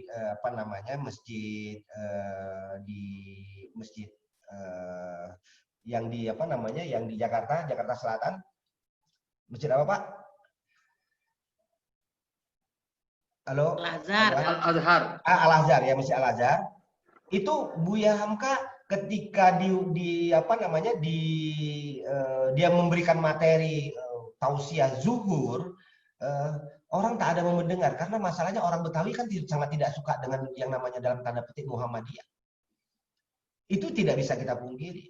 Tetapi Buya Hamka tetap juga dengan bahasa santun, tidak pernah masalah khilafiyah dimunculkan. Akhirnya yang terjadi apa? Ada satu orang Betawi yang saya wawancarai, katanya, saya kalau seandainya tidak sholat di Masjid Al-Azhar, mendengarkan Buya Hamka, ada sesuatu yang kurang dalam hidup saya. Begitu dia antisipasi sangat memberikan perhatian kepada Buya Hamka. Kemudian dakwah dalam kesantunan, inklusif, konsisten, dan ijtihadnya. Kemudian berkarya tanpa henti. Coba Buya Hamka di dalam sel sendiri juga dia berkarya. Kemudian adat dijunjung dan ajaran agama dijadikan. Salah satu di antaranya adalah saya tanya dengan putra-putra beliau, kalau di rumah Buya Hamka pakai bahasa Minang. Untuk menghidupkan bagaimana anak-anaknya tahu dengan adat. Tapi kalau seandainya di luar, dia pakai bahasa Indonesia. Nah, ini kalau seandainya kita berapa di antara orang tua kita, bukan orang tua kita sekarang ini, mungkin kita di rumah sendiri, saya umpamanya orang Melayu, ketika di rumah sudah pakai bahasa Indonesia, tapi Buya Hamka tidak seperti itu. Jadi begitu dia menjaga generasi itu jangan sampai terputus dan kemudian tidak tahu dengan adat istiadatnya. Kemudian konsistensi ijtihad meskipun sejuta hambatan. Kita kenal ketika Buya Hamka mengatakan bahwa Natalan haram, ya dia pantang mengatakan tidak. Walaupun dikatakan ya diminta untuk menarik ijtihadnya, Buya Hamka tidak. Karena dia merdeka. Konsep merdeka itu adalah harga diri setiap manusia dia punya. Kalau seandainya ketika dia berijtihad, lalu kemudian diiming-imingi oleh jabatan, sudahlah tarik lagi, nanti kamu dapat jabatan ini, kemudian dia hilang, itu dia tidak merdeka. Berarti dia sedang dijajah oleh sebuah keinginan, sebuah kebijakan, sebuah kepentingan. Berarti orang yang seperti ini tidak memiliki kemerdekaan di dalam dirinya. Tapi Buya Hamka punya. Jadi saya tidak melihat kalau seandainya Buya Hamka itu dalam santunnya terhadap Soekarno, Soeharto, tapi ketika dia dikritisi begitu dibully dan sebagainya, ketika Soekarno meninggal, apa yang terjadi? Buya Hamka yang mengimami. Merdeka. Kalau kita tidak, kalau seandainya sudah tersinggung, semua sisi partainya, semua sisi keturunannya, sampai kucingnya sendiri pun kita sangat benci. Nyebut namanya saja kita tidak mau. Begitu dari proses itu terlihat bahwa sosok kita mengalami sebuah proses pendidikan secara umum, kita tidak merdeka. Buya Hamka merdeka. Tidak ada lagi kotak NU, kotak Muhammadiyah, kotak partai ini, kotak partai ini. Orang-orang yang berpendidikan, tidak berpendidikan, tidak ada kotak ini. Nah, Buya Hamka sudah memperlihatkan secara terang benderang apa itu sebenarnya belajar merdeka. Sehingga kemudian belajar merdeka itu mampu menciptakan orang yang tawadhu, orang yang memiliki watak dan kepribadian yang ikhlas, tapi orang yang punya harga diri yang terjaga. Itu Buya Hamka. Kemudian Buya Hamka di dalam mencoba untuk menawarkan pemikiran-pemikirannya sangat hati-hati. Sangat hati-hati sehingga bahasanya itu begitu santun, dia tidak pernah mau mencoba untuk menjadi guru dan menggurui, tetapi bahasanya masuk ke dalam hati. Kemudian Buya Hamka itu tidak mau meninggalkan sisi-sisi agama dan budaya dalam bingkai-bingkai pemikirannya. Dan acap kali Buya Hamka itu santun. Di antaranya kalau seandainya dengan orang, dan itu menurut saya adalah bagian dari adat Melayu, adat Minangkabau, dia menyebutkan orang dengan tuan. Tuan, silakan tuan bertanya, silakan tuan dahulu. Kalau sekarang mana ada, mentang-mentang kita punya jabatan sedikit tinggi saja, silakan Anda, pakai Anda aja sudah sekarang. Buya Hamka begitu terjaga kesantunan, karena semua yang dimiliki oleh Buya Hamka, meskipun saya hanya dapat serpihannya saja, itu semuanya berangkat dari hasil proses pendidikan baik dalam dirinya maupun lingkungannya, dari proses belajar merdeka. Belajar merdeka. Kalau seandainya itu tidak dialami, tidak didapatkan oleh Buya Hamka, ya seperti kita ini aja lah. Kita ini sebenarnya bukan belajar merdeka, tapi belajar merdeka, tapi merdeka belajar, tapi baru belajar merdeka kita. Kalau merdeka belajar, orang punya kemerdekaan dalam sebuah bingkai kepribadian, tetapi tanpa kehilangan identitas dan akhlak, seperti yang dikatakan oleh Allah. Hiya ahsan ud'u ila sabili rabbika bil hikmah, tapi di ujung ayat kan Allah katakan hiya ahsan, pakai bahasanya yang santun. Nah, kalau sekarang kita bukan bukan merdeka belajar, kita masih baru pada tahap belajar merdeka. Belajar, kalau saya mau menyatakan ini, kadang-kadang baru hafal satu ayat, menganggap diri kita ini ulama, baru paham dalam sebuah teori, mengatakan kita pakar. Oleh karena itu saya sebenarnya keberatan saya di webinar ini Bang Johan membuat saya itu pakar pendidikan. Saya malu saya dengan Buya Hamka, Bang. Karena dalam Quran Allah sendiri paling murka dengan orang yang sombong. Biarlah iblis yang punya itu. Kita ini fakir. Wa ma utitum minal ilmi illa qalila. Jadi saya hanya fakir pendidikan Islam. Mungkin lebih cocok saya hanya sekedar pemerhati sajalah, nggak usah pakar, terlalu berat bagi saya karena saya menulis Buya Hamka dan saya malu dengan Buya Hamka. Apalagi kalau melihat baginda Rasul, saya jauh lebih malu lagi. Baru Buya Hamka saja saya belum ada apa. Makanya saya katakan tadi, saya berbahagia bertemu dengan Buya Hamka melalui karya-karyanya. Tetapi ini sebetulnya Pak Datuk Fadzli Jalal, saya mengkritisi juga nih kebijakan dari di pendidikan dan kebudayaan, mungkin dulu Menristek Dikti, yang adanya kalau seandainya orang, kalau guru besar mau apa semuanya, ini dihukum dengan yang nama makhluknya itu makhluk Scopus. Harus nulis di jurnal internasional. Kalau seandainya kita melihat dari sejarah, ini lagi-lagi kepada pendekatan sejarah.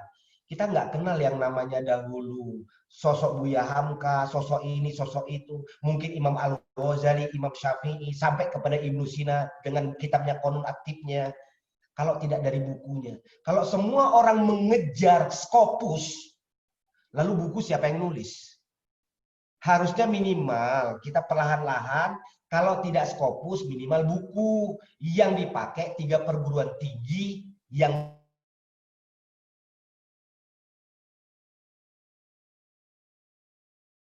besar, tunjangan dan sebagainya, semuanya ke Scopus, lalu literasi ini akan menjadi hilang. Barangkali demikian, semoga apa yang percikan-percikan ini mampu saya cerap dan saya amalkan dengan sepenuh hati, dan dengan takzimnya saya mohon maaf kepada audiens bila ada kata saya dan mungkin percikan-percikan besar Buya Hamka ini yang tidak mampu saya munculkan, karena saya tidak mampu. Karena begitu besarnya Buya Hamka dengan pemikirannya yang tetap tawadu dengan sisi-sisi kepribadiannya. Terima kasih. Assalamualaikum warahmatullahi wabarakatuh.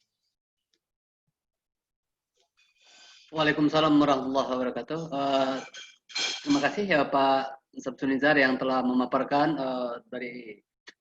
dengan detail tentang pemikiran pendidikan Buya Hamka dari hasil penelitian Pak Profesor secara langsung ketika menulis disertasi dan telah cetak di dalam bukunya. Pak Prof, saya mau membuat Pak Prof pakar pendidikan Islam. Kebetulan saya lagi studi juga tingkat lanjut tentang pendidikan Islam dan banyak mengutip buku Pak Prof. Jadi ya, menurut saya Bapak pakar kan. Jadi karya-karya Bapak menjadi rujukan saya dalam membuat disertasi juga. Oke, itu yang membuat saya dasarnya mengatakan Pak Prof menjadi pakar pendidikan Islam. Mungkin ada lahir setelah Pak Ahmad Tafsir, mungkin setelah itu Pak Samsunizar lagi. Bapak, Ibu audiens peserta webinar yang saya hormati, sekarang kita masuki sesi tanya jawab. Nah, langsung saja pertanyaan diarahkan kepada siapa, tapi dengan syarat tidak menjadi semi pembicara, gitu kan? Langsung aja sebuah pertanyaan. Oke, kepada Bapak Ibu peserta webinar, silakan. Yang ingin bertanya?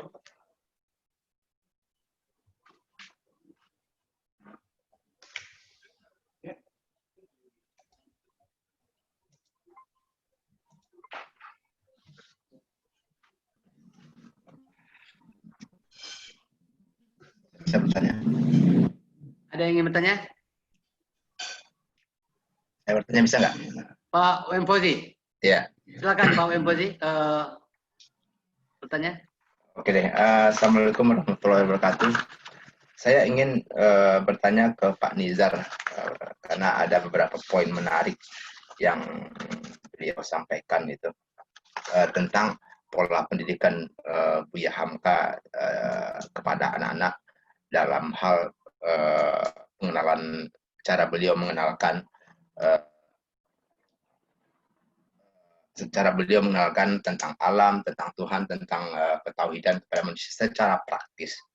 Cuman saya ingin tahu apakah konsep-konsep dan pola pengajaran beliau tersebut ada diterapkan di sekolah di mana beliau pernah mengajar, dan apakah sisanya masih ada sampai sekarang, atau apakah Muhammadiyah mengadopsi gaya pengajaran Buya Hamka tersebut. Mungkin kalau bukan Pak Nizar, mungkin dari teman-teman dari Muhammadiyah lainnya yang bisa menjawab. Itu aja dulu, terima kasih. Terima kasih pada Bapak Wempozi yang telah bertanya pada penelitian. Selanjutnya, silakan kalau masih ada.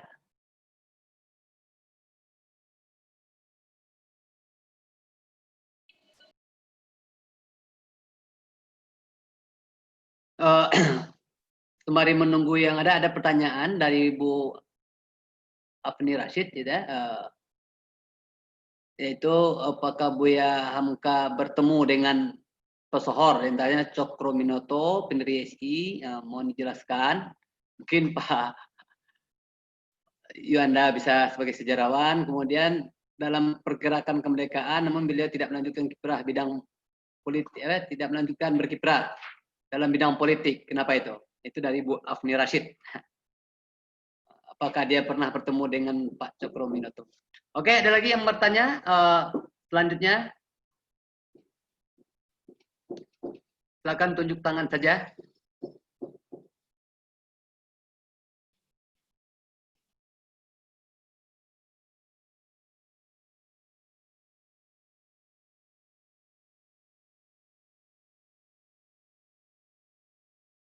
Oke, kalau tidak, nanti kalau setelah ini kalau ada pertanyaan boleh dilanjutkan. Oke, untuk menjawab pertanyaan itu dipersilakan kepada Pak Yuanda dulu menjawab pertanyaan. Ya, terima kasih atas pertanyaan dari Bu Afni tentang Hamka dan politik. Ya, sebenarnya kalau kita lihat politik ini kan berkaitan dengan masalah ideologis ya. Dan Buya Hamka sudah sejak masih muda itu berkenaan atau berada di dunia di mana terjadi perbenturan ideologis yang berbeda. Nah, pada waktu kecil itu yang jelas itu pada waktu masih muda-muda itu adalah pertarungan ideologis antara Islam dan komunisme atau Islam dan komunis ya kalau di Minangkabau pada masa itu. Karena kita ingat bagaimana ayahnya Hamka, Haji Rasul itu dulu pernah diserang oleh murid-muridnya sendiri yang kemudian terpengaruh oleh paham komunis. Jadi di situ Hamka sudah menyadari bahwa ada ideologi besar lain yang eksis di Minangkabau selain dari Islam itu sendiri. Dan kemudian, nah ini kan ketika sudah mempunyai akses terhadap dunia luar melalui surat kabar, Hamka menyadari dunia lain atau ideologi-ideologi lain yang sudah sedang bertarung pada masa itu.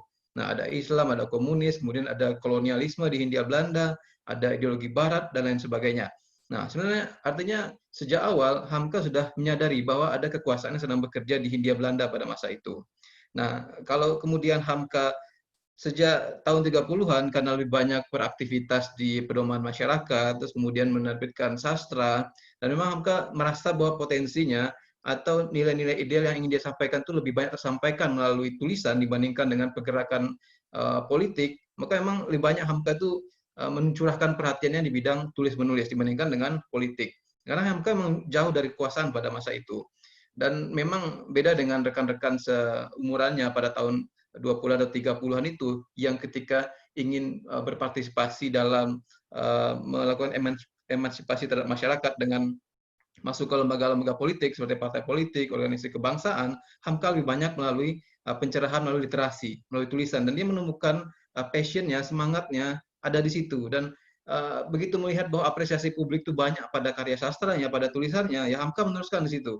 Tidak lantas masuk ke organisasi partai politik yang eksis di tahun 20-an atau tahun 30-an. Nah, sebenarnya pada masa Jepang itu adalah masa ketika Hamka pertama kali dekat dengan politik, dengan kekuasaan artinya. Karena waktu itu dijadikan sebagai penasehat ketika di Medan, yang kemudian pada masa pendudukan Jepang, yang kemudian menjadi masalah juga, terutama di kalangan warga Muhammadiyah di Medan pada masa itu, yang tidak menerima kedekatan Hamka dengan terutama waktu itu gubernur Jepang di Medan pada masa itu. Tapi jelas Hamka merasa bahwa dengan kekuasaan semacam itu bisa membantu mengembangkan Muhammadiyah, mengembangkan ajaran Islam dengan cara yang sesuai dengan pada masa itu. Nah, makanya di awal masa revolusi ketika Jepang kalah, kemudian pergi dari Indonesia, dan Belanda kembali ke Indonesia, kita kelihatan melihat bahwa Hamka seperti hilang di tengah revolusi pada masa itu. Beda dengan tokoh-tokoh lainnya kemudian muncul menjadi tokoh politik nasional. Nah, baru kemudian tahun 50-an Hamka kembali ke dunia politik. Karena kita ingat dulu Hamka juga pernah ambil bagian sebagai anggota Badan Konstituante dari Masyumi.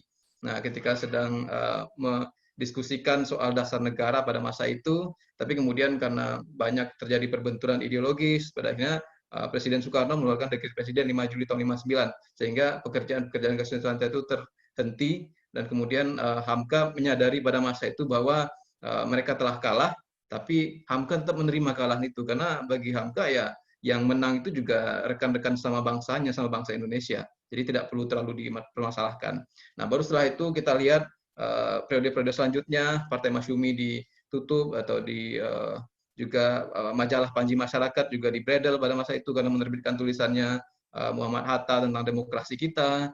Kemudian semakin otoriterismenya kebijakan pemerintahan Orde Lama pada masa itu, sehingga pada akhirnya memang Hamka lebih memilih untuk mundur di dunia politik dan lebih banyak bergerak di dunia sosial kebudayaan. Dan kita tahu bagaimana peristiwa-peristiwa selanjutnya, Hamka dituduh oleh kelompok kiri, kelompok komunis, Hamka juga kemudian dituduh oleh aparat dan sebagainya yang kemudian tidak terbukti, dan itu menjadi kemudian membuat Hamka lebih banyak bergerak di dunia sosial dan kebudayaan saja. Jadi dalam sepanjang sejarah kehidupan Hamka itu ada titik-titik di mana Hamka juga tertarik dengan dunia politik. Tapi pada akhirnya kalau kita lihat secara keseluruhan, Hamka merasa bahwa potensi terbesarnya itu ada di dunia sosial kebudayaan, keagamaan, dan itu tempat di mana Hamka itu mendapat apresiasi yang jauh lebih banyak, yang mungkin tidak bisa dia dapatkan ketika dia masuk ke dunia politik. Saya kira itu, terima kasih.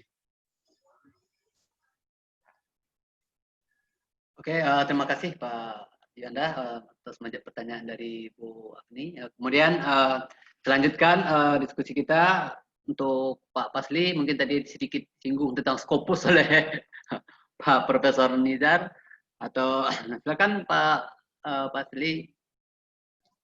Terima kasih Pak Johan. Ya. Iya, sebetulnya kan itu apa ya, cara pertama di internasional itu kan ada beberapa lembaga pemeringkat. Nah, pemeringkat yang terkenal itu menggunakan 30% penilaiannya itu adalah dari masuknya karya-karya dari perguruan tinggi itu kepada jurnal-jurnal yang terakreditasi. Nah, itulah mulanya kenapa Scopus itu menjadi merajalela, karena kita diburu-buru untuk internasionalisasi, berpacu di peringkat Gajah Mada, UI, apa yang dari di atas 500, kemudian di bawah 500, kemudian di bawah 400, dan seterusnya. Jadi diam-diam itu membahana sehingga seakan-akan rujukan penelitian itu menjadi rujukan menservis jurnal internasional. Padahal sebetulnya kan kemanfaatan dari penelitian itu bisa aja kemanfaatannya besar, tapi tidak terlalu relevan untuk jurnal internasional, tapi bermanfaat bagi kementerian, bagi masyarakat, bagi misalnya dunia usaha.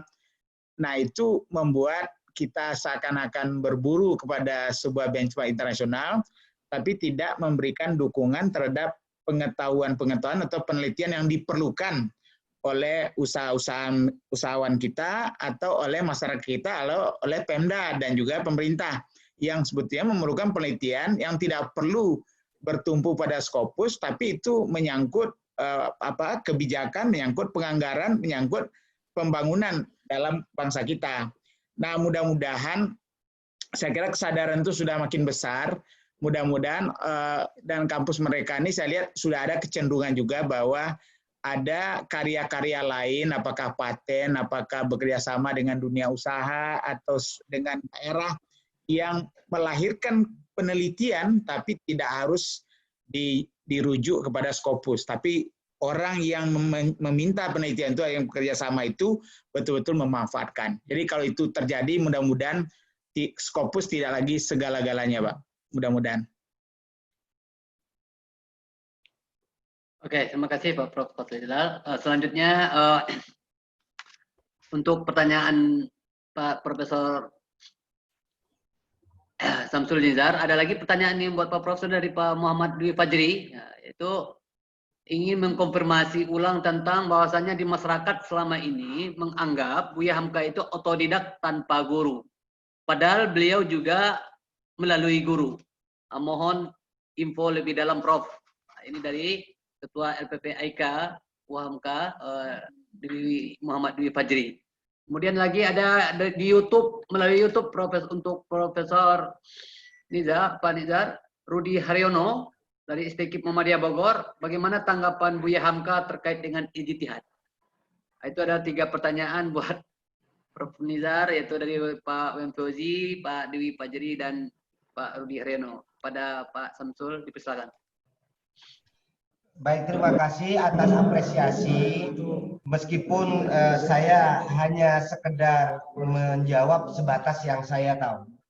Yang pertama dari Pak Wim tadi, bahwa memang Buya Hamka melaksanakan proses pembelajarannya itu dibawanya muridnya ke bawah sebuah pohon rindang, dan itu kita bisa lihat umpamanya di dalam kenang-kenangan hidup jilid 1, jilid 2, jilid 3 sampai jilid 4 itu bercerita tentang bagaimana Buya Hamka membawa sebuah proses perubahan yang dahulunya tidak klasikal menjadi klasikal,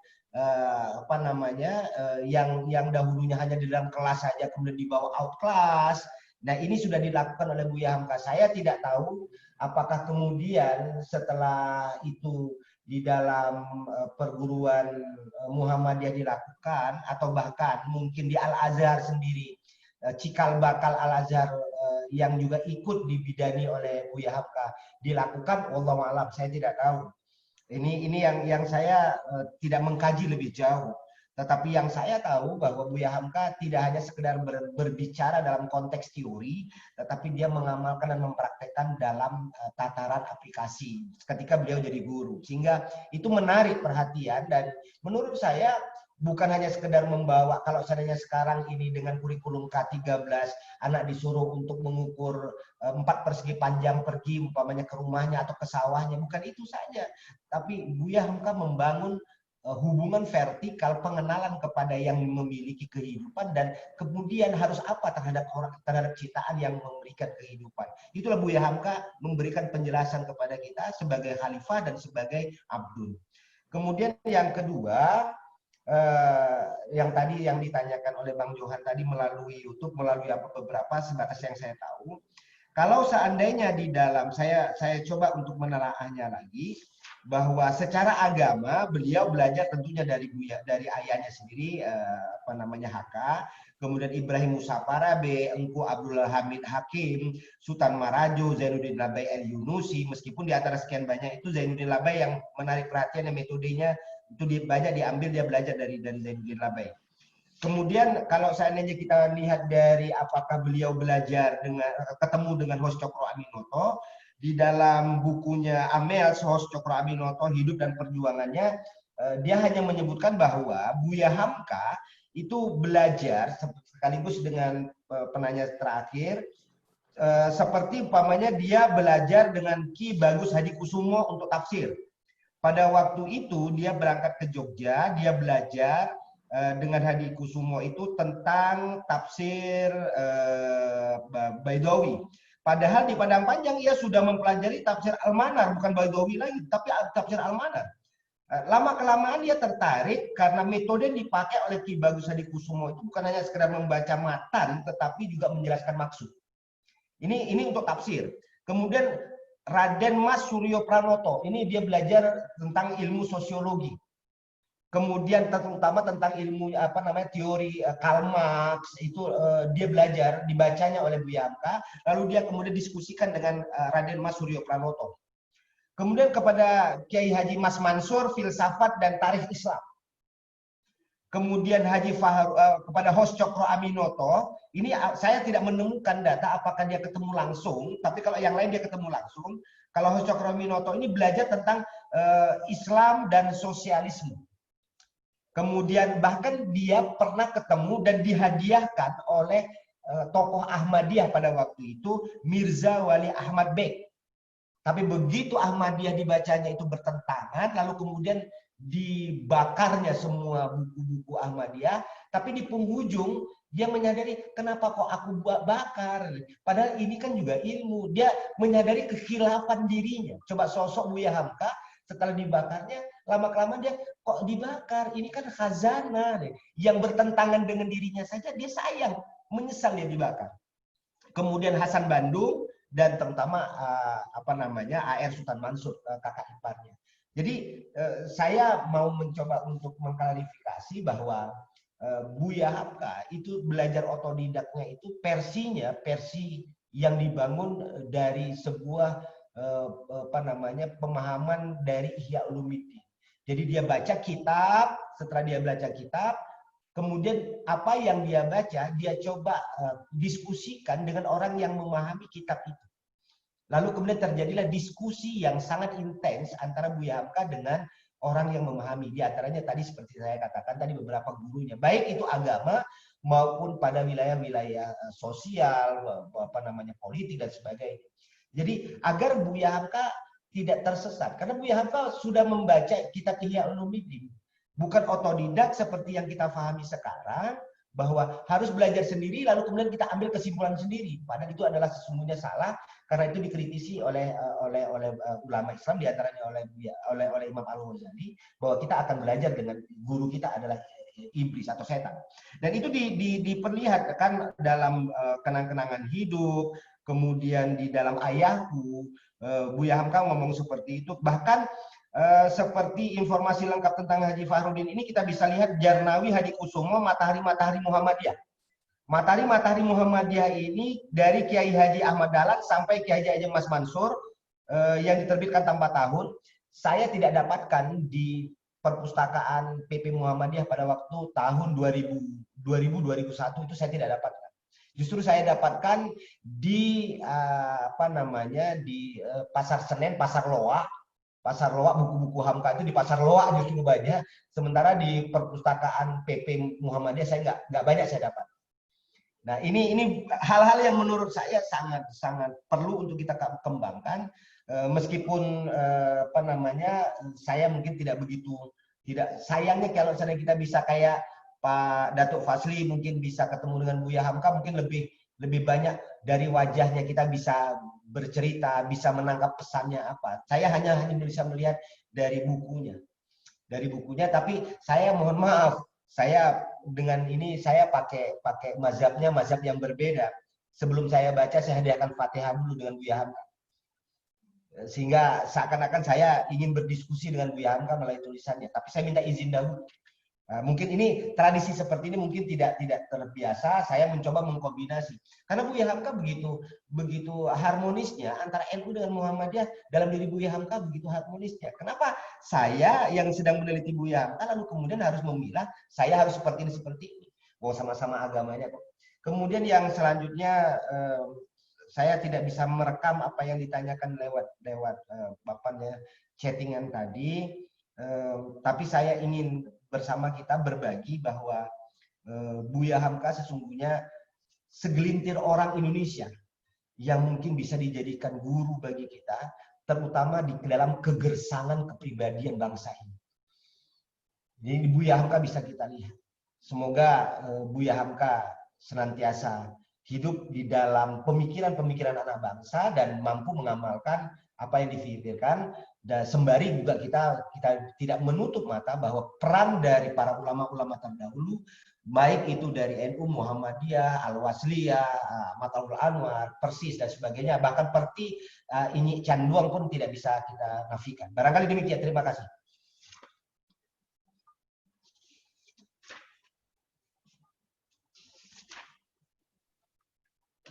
Terima kasih Prof. Samsul Nizar yang telah menjawab beberapa pertanyaan dari para penanya.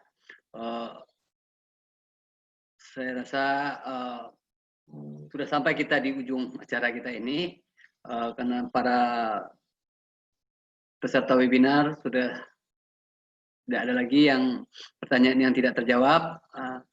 Dari semua pembicaraan tadi, semua diskusi tadi, mudah-mudahan kita mendapat hikmah semuanya. Masalah pemahaman dari hasil pembicaraan diserahkan aja kepada masing-masing karena kita bisa memahami dan berbeda juga memahami dari para pembicara webinar kita ini. Terima kasih banyak kepada Ibu Bapak yang telah ikut berpartisipasi dalam acara webinar PSBH, Pusat Studi Buya Hamka, Universitas Muhammadiyah Profesor Hamka. Kemudian nanti di lain waktu kita akan sambung lagi diskusi-diskusi berikutnya tentang Hamka dan Islam, mungkin kan tidak hanya sebatas pemikiran Hamka, juga Islam dan kebudayaan akan kita bahas nantinya.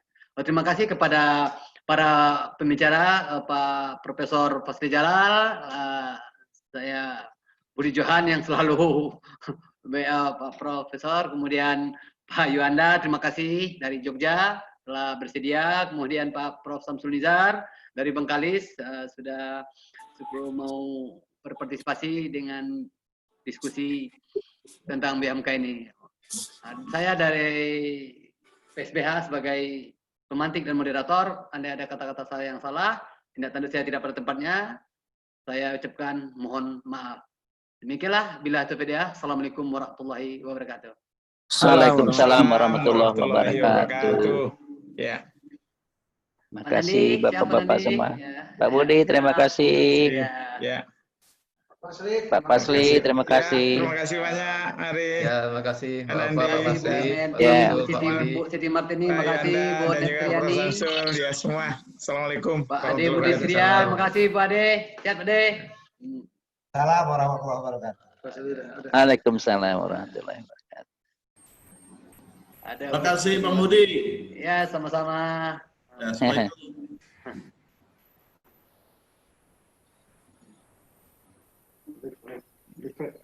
Apanya?